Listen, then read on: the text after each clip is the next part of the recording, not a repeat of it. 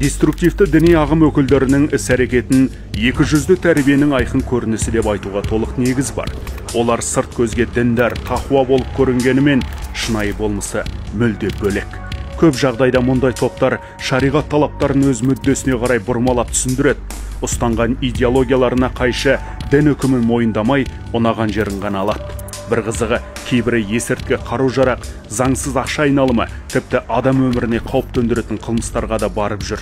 Бұл олардың дінді саяси әрі жеке мақсаттарына пайдаланатынын дәлелдесе керек. Өйткені аталған тыйым салынған заттар өздерінің қылмыстық идеяларын тарату жолында қажет.